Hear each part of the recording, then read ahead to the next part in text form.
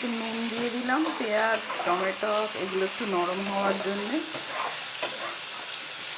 এরপরে যেটা যাবে সেটা হচ্ছে আদা রসুনটা দেবো। এটা খুব বেশি নরম করবো না, এরকমই হালকা হালকা নরম থাকবে। কেন কি এরপর কষতে কষতে এগুলো সবই গলে যাবে, কিচ্ছু আর দেখা যাবে না। নমস্কার, ননদ বৌদি রান্নাঘরে আমি জয়ন্তী আবারও একবার আপনাদের কাছে এসেছি। আজকের আমার রান্না হচ্ছে মটন কিমা। তো সবাই জানে, সবাই করে, তাও আমি কীভাবে করছি সেটা একটু আপনাদের সঙ্গে শেয়ার করছি। আজকে রান্নাটা করছি আমি মটন কিমা।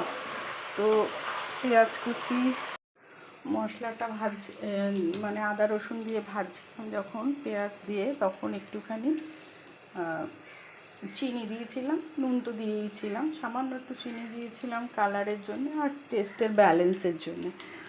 ঠিক আছে, এইবার এই গুঁড়ো মশলাগুলো দিচ্ছি।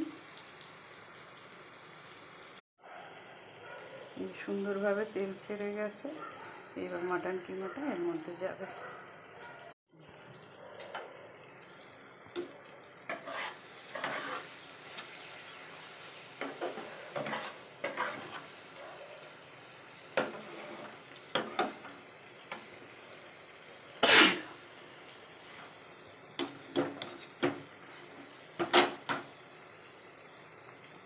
এই চলে গেল মটন। এই যে এইখানে দিয়ে দিয়েছি একটু গরম মশলা, একটু কসুরি মেথি। কসুরি মেথিটা দিলে একটু ধাবা স্টাইল মতন টেস্টটা আসে। তো এটা মিক্স করব।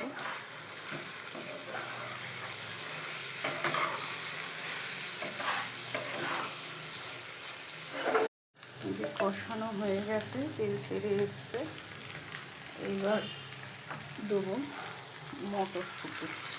এবার মটরশুঁটিটা দিলাম কেন, মটরশুঁটিটা খেতে ভালো লাগে, শীতেই তো মটরশুঁটিটা বেশি ভালো লাগে রুটি পরোটা লুচির সাথে।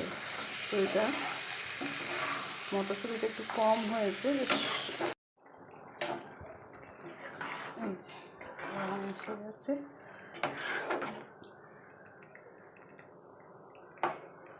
আলু সিদ্ধ হয়ে গেছে,